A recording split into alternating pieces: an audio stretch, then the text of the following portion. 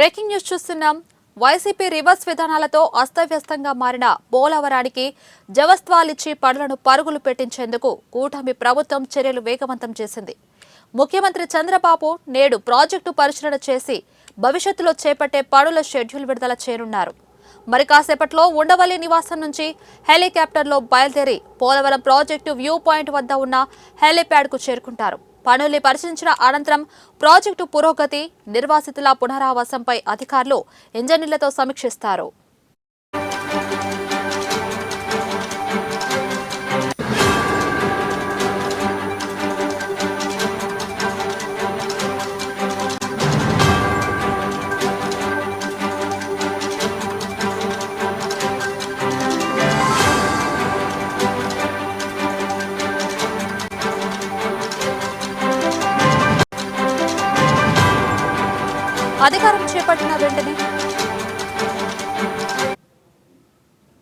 అధికారం చేపట్టిన వెంటనే తొలి పర్యటనగా పోలవరానికి వచ్చిన సీఎం చంద్రబాబు ప్రాజెక్టుపై తనకున్న అంకితభావం ఎలాంటిదో చెప్పకనే చెప్పారు.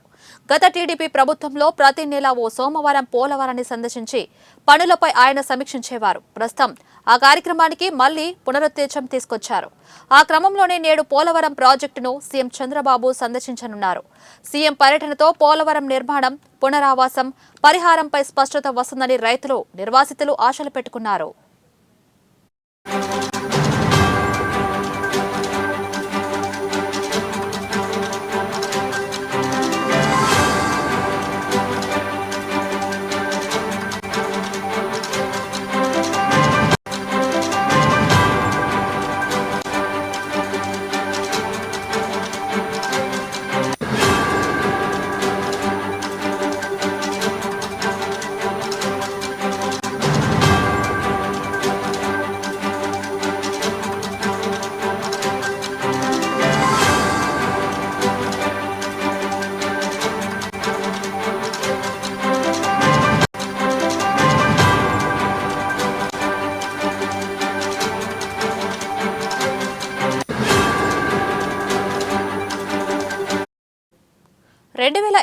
డిసెంబర్ నాటికి ప్రాజెక్టు నిర్మాణ పనులను పూర్తి చేయాలని ప్రభుత్వం లక్ష్యంగా పెట్టుకుంది. ఈ దిశగా చేపట్టే పనుల షెడ్యూల్ను సీఎం వెల్లడించనున్నారు. డయాఫ్రామ్ వాల్ నిర్మాణంతో పాటు ఎర్త్కమ్, రాక్ఫిల్ డ్యాం పనులను వేగంగా పూర్తి చేయడం తొలి ప్రాధాన్యంగా భావిస్తున్నారు. వైసీపీ ప్రభుత్వ నిర్లక్ష్యంతో కుంగిన గైడ్ బండ్ను తిరిగి నిర్మించడానికి ప్రణాళిక చేశారు. స్పెల్ ఛానల్లో కాంక్రీట్ పనులు, ఐకానిక్ వంతెన నిర్మాణం పనులను ప్రాధాన్య క్రమంలో చేపట్టనున్నారు.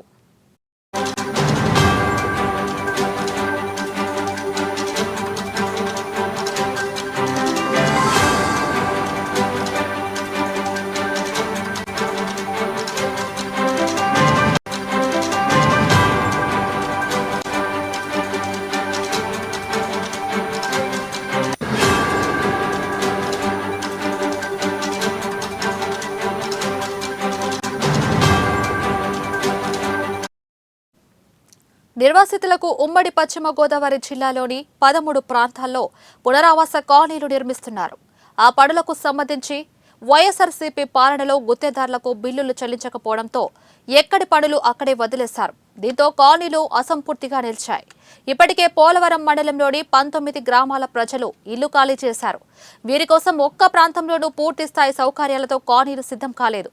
డ్రైనేజీలు, త్రాగునీటి సౌకర్యం, రోడ్లు, ఆసుపత్రి, పాఠశాల, అంగన్వాడీ భవనాలు లేక నిర్వాసితులు అవస్థలు పడుతున్నారు.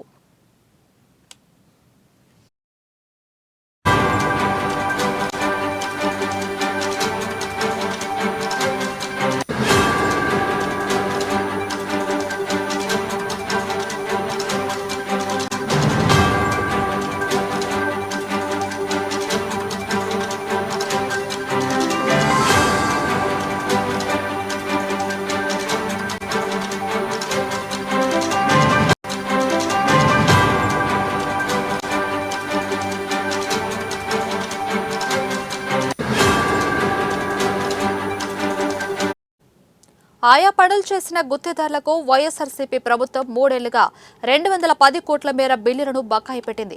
తాజాగా కూటమి సర్కార్ ఈ ఆర్థిక సంవత్సరంలో పాత బకాయిలు చెల్లించడంతో పాటు పునరావాసానికి మరో 502 కోట్ల రూపాయలు ఇస్తుంది. నేటి పర్యటనలో సీఎం పరిహారంపై ప్రకటన చేసే అవకాశం ఉంది.